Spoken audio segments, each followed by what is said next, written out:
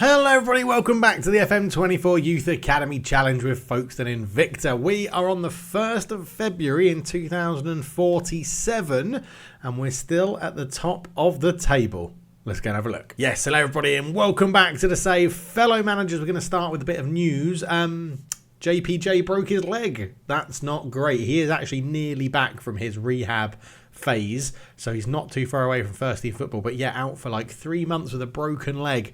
Not good at all. And we've had the comparison of wages in the Premier League, and we are by far and away the least spending club on wages, as to be expected in a youth academy challenge, to be honest. But let's dive into the game and straight away look at the league table.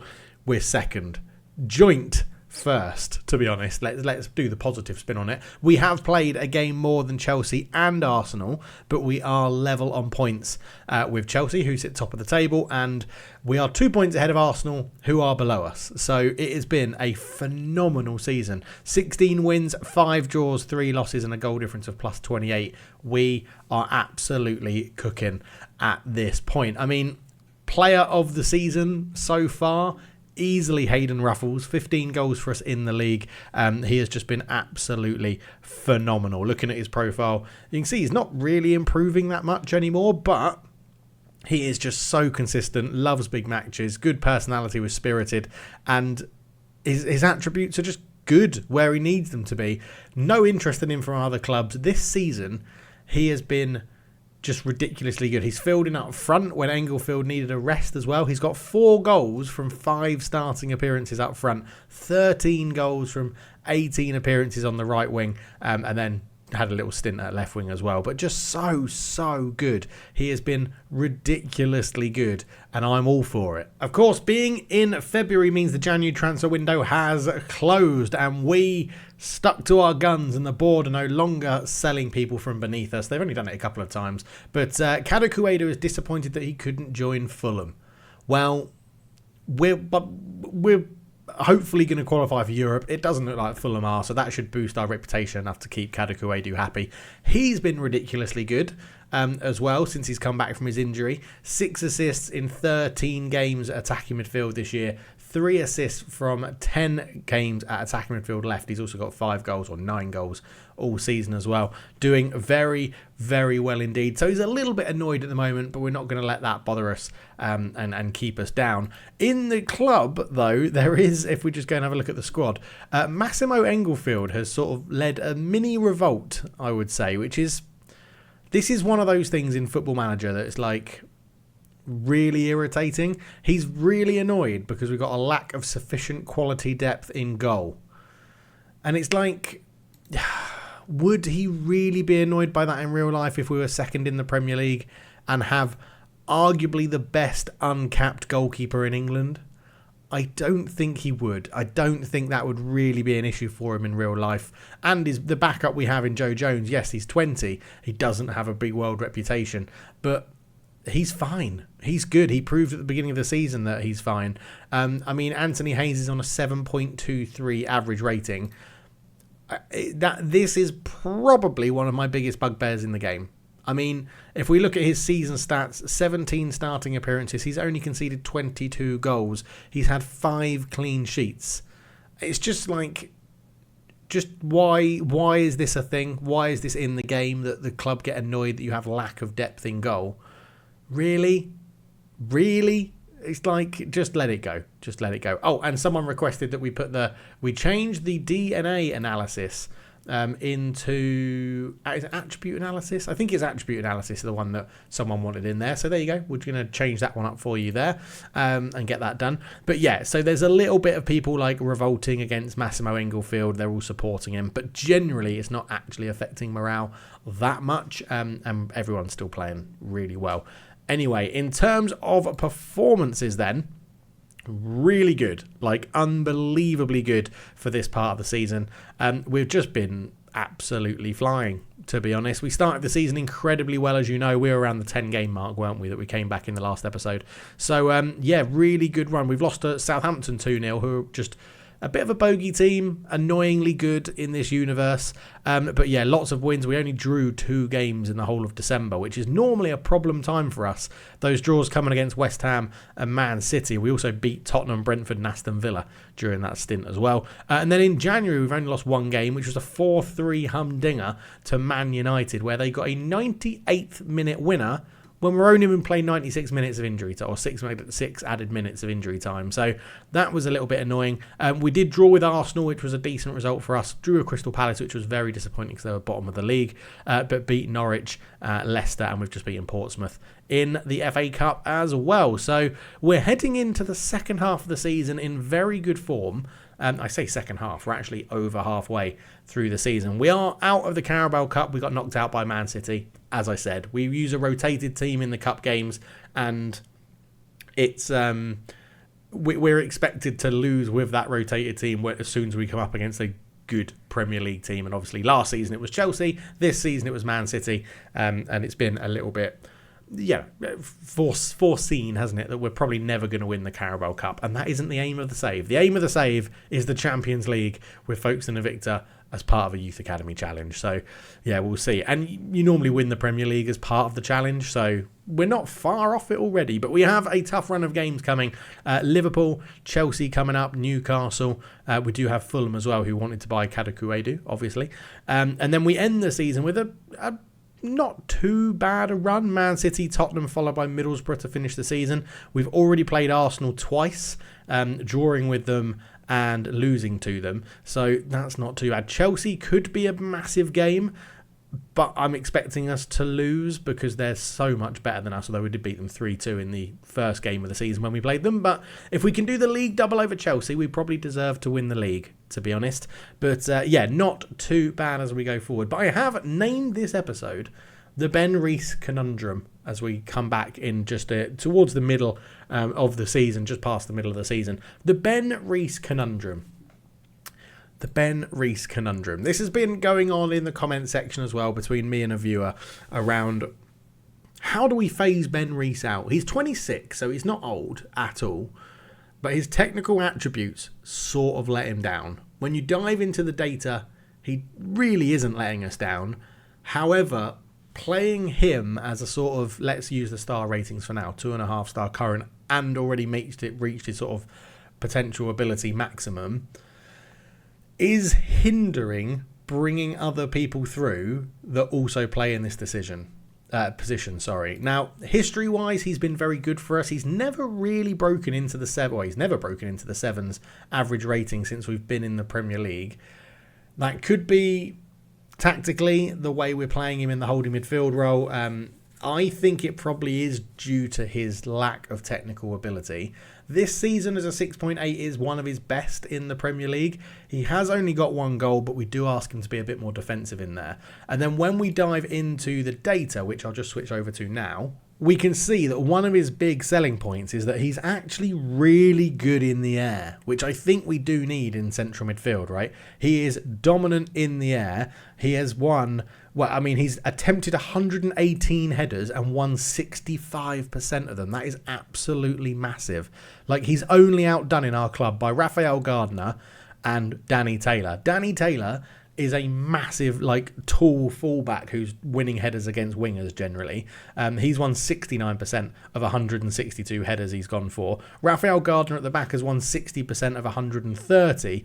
Ben Rees has won 65 of 118. So he's really dominant in the air. And if we keep on focusing on our sort of more defensive attributes is what I would say. Where was he in here? Okay, there he is. Yeah, so Ben Rees is a passive player in here, but he loses possession 6.71 per 90, which isn't dreadful, and he wins it 9.21.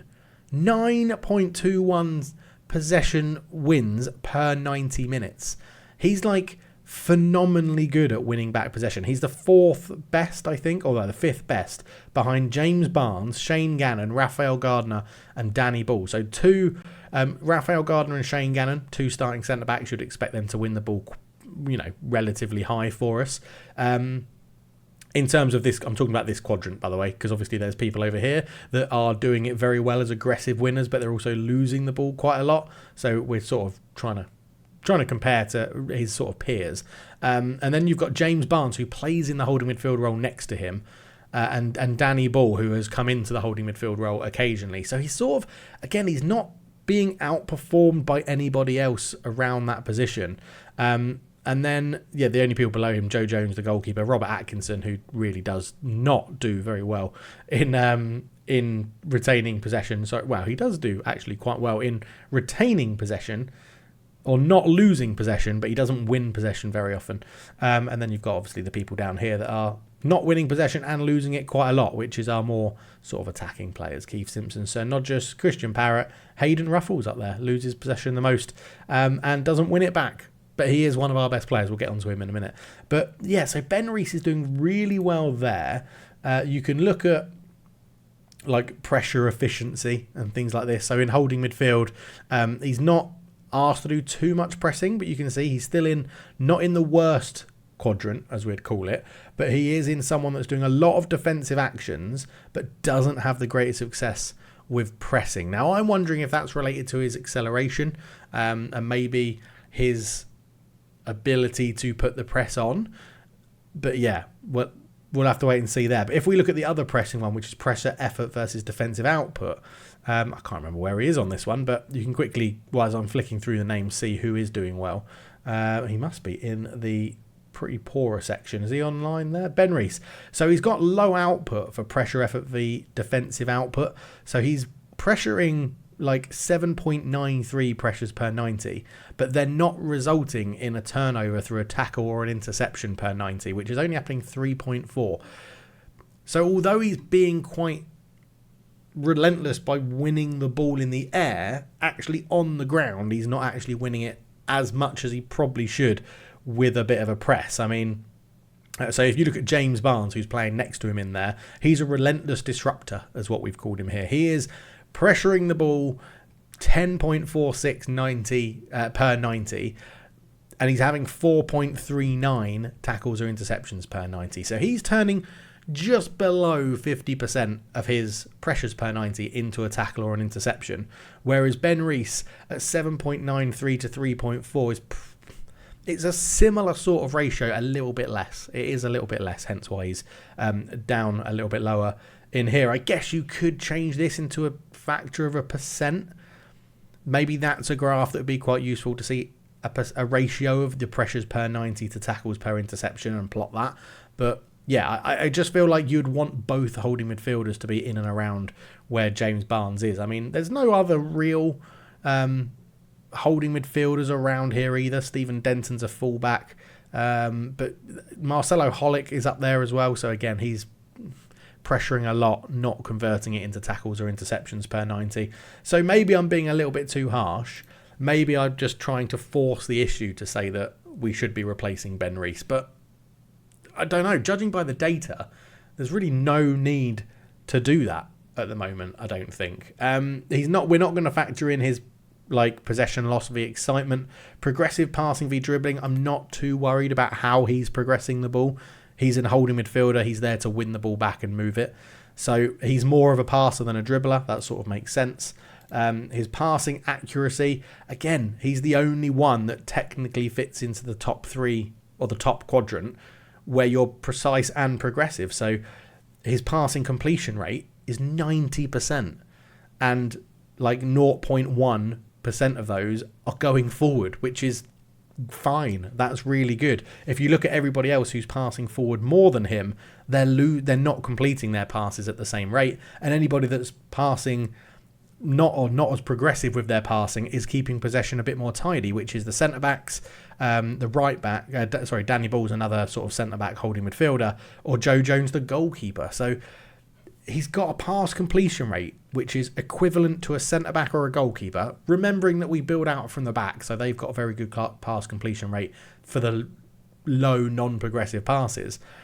But he's got that completion rate with a decent progressive amount as well. So it's really hard. I guess we're going to have to sort of play around with it at some point and see if we bring someone else in, are they going to do better? And that's what I'm sort of leaning towards for the second half of the season. We relegate him to the bench. Let's dive back into the game. We'll have a look. Yeah, so my feeling is we could relegate Ben Rees to the bench. So he's still going to get game time. He is still going to get game time.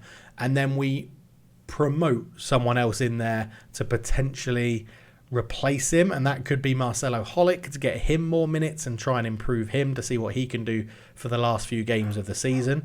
We've got Jordi Houston, who is the younger and potentially better player than that I think would be our option, and give him the game time till the end of the season and see how he gets on. Hopefully we'll improve that consistency in there as well. Yeah, it's a really, really tough one because Ben Rees has done nothing wrong. I mean, Danny Ball is another option, but I think we're sort of prepping him to be a centre-back more than anything else. But he's done nothing wrong, but the save is there to bring players through and get the best players playing. And I feel like Jordi Houston is probably the person we want to be giving game time to. I mean, value is normally a very good indicator, right? His value is £21 million. Up to £21 million. He's 17 years old. There's a lot of potential there. And when you look at what he's done, 18 appearances, a 6.7. He's been playing well when he's played, and a lot of those will be off the bench. All at holding midfield. He actually made 15 starts this year as a Premier League player. So he's come in. James Barnes got a big injury, didn't he? That's why. So that there is the potential there that he could do it, and I'm leaning towards chucking him in for the end of the season and sort of hoping, crossing our fingers, that it doesn't disrupt the season that much. So yeah, I'm not too sure, because in the under-21s we do have some very, very good players that, again, we want to get more game time to. And if Danny Taylor at right back didn't win as many headers as he does and didn't progress the ball as much as he does going forward, I would 100% chuck MGH in at right back straight away just to give him the experience. He's clearly a very, very high potential player, clearly going to be very good for the club. But Danny Taylor really doesn't deserve to be dropped. He's playing very, very well. Then you got Daryl Treacy, who's coming in, again, performing well in the youth teams, high value, really high potential. Looks like he's going to be a great player for the future as well. But we've got amazing players in that attacking midfield role, and they don't deserve to be dropped yet. So whilst I do want to be ruthless with this team, we've got David Thomas up here as well, by the way, but again, another one, like, looking at his attributes, he could jump in, couldn't he? He could jump into the first team squad. However, he has damaged his cruciate ligament, so he's out for 6 months. But like, I feel like I need that balance between ruthlessness of going, you are clearly not good enough and you are clearly getting in the way of development of other players, to also being like, well, Danny Taylor, for example, is just very good for the club and does what he does really well. Like 7.03 average rating in 20 appearances, 21 appearances in the league, 7.03, 2 goals, 4 assists. But again, defensively very solid. We allow him to give away possession when he does because of what he does from a defensive point of view by winning headers, tackles and things like that. So I don't know. The Ben Rees Conundrum carries on. I guess I don't have an answer for it. I don't know what we're going to do with Ben for the rest of this season.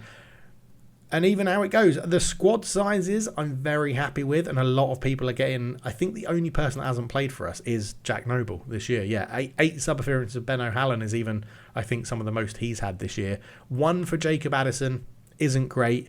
We have turned down bids for him. Again, another one that could potentially be getting a lot more game time if we did it. Danny Ball's got 4 this year. We've got then 4 on subs, and you can see through the appearances, yes, we've got a set 11 that I like to use, but there is a large amount of rotation in here. Even Sir Nogus, I did not expect Sir Nogus to step up to the first team this year and have a total of 20 appearances for the club, 14 starts and 6 sub-appearances, and he's taken it really well. He's taking his chances, and he's doing well when he's put into the team. But like, does he deserve to start ahead of Kadakuedu at left wing? No, he just doesn't, does he? Because we know what Kuedu can do, and like when you look at it like that, Kader Kuedu's so much better. He's so much better as an all-round player. 24 years old to 19, fine. But I don't know. I don't really know what my point is. But I guess what I'm trying to say is I think we're rotating enough that there's progression happening for the youngsters. But I need to potentially be more ruthless in certain positions so that we don't hinder the better youngsters coming through. I guess, is what I'm saying. I'm not really sure. Let me know your thoughts down below. It's a very odd thing to come back to in February. But, yeah, I wanted to update you with how the season's going and what's happening. And then this is just really, really sort of bugging me. It's really sort of bugging me. Because if we go back to the charts, there was one other chart that I wanted to show you. And that was minutes played v average ratings. If we look at this, right, and you get your high performers at high minutes up here. So James Barnes is up there, so doing a really good job in holding midfield when he plays. Danny Taylor, as I said, doesn't deserve to be dropped at right back. And Hayden Ruffles has been the player of the season so far, easily. In this sort of, it's called low usage average rating. It's actually the wrong way around. This is high usage average rating. Up here is low usage high rating. And then this is sort of low usage lower rating. As you can see, the bars have changed. 7 is now the average of everyone we're looking at in this file. And Ben Rees sits down here somewhere, I think. Yeah, Ben Rees has played just under 2,000 minutes, averaging a 6.8, which isn't bad. But if you look at people around him, 2,245 minutes for Shane Gannon, 6.83. Raphael Gardner, 1,460, 6.86. Discount anyone in this quadrant, I think. But then you've also got the people like Robert Atkinson, Christian Parrott and the wing. Maybe these guys here. Alex Colley, Alex Hessen-Tyler, Stephen Denton. Even here, there's no one really coming on and replacing what he could do. Marcelo Holick, 6.68, 1,108 minutes. Not great. I just want him to be up here with James Barnes. James Barnes has played more minutes and got a better average rating, which means he's just consistently been better. Like, it's really tough. It's really tough about Ben Rees, about what to do with him. Because 6.8 isn't bad either. It's not bad. So I just don't know. But, yeah, not sure.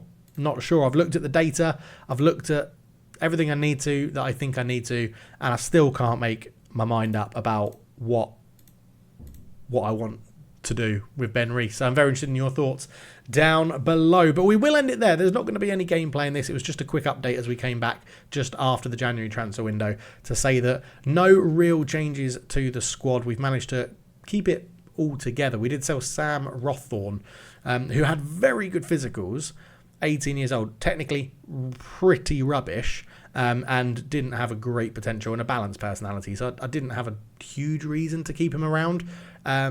So we did cash in on him. He's got a sell-on fee as well in case he gets a big move. But yeah, Sam Rothon did move. And then if you look at the transfer centre, lots of rejected offers that we've been rejecting for loans and things like that. We are trying to get in a few more staff members as well to boost our staff back here as well. And we do have a 40% sell-on for Patrick Schilling, which is, yeah, because he's moved to Leeds United. So we sign him for 1.5. If you choose to sell the clause, you'll receive 680k. He's now worth, I don't know, what's he worth? We get 40% of the profit. If there's 3.6 to 6.8, he's only 20 years old.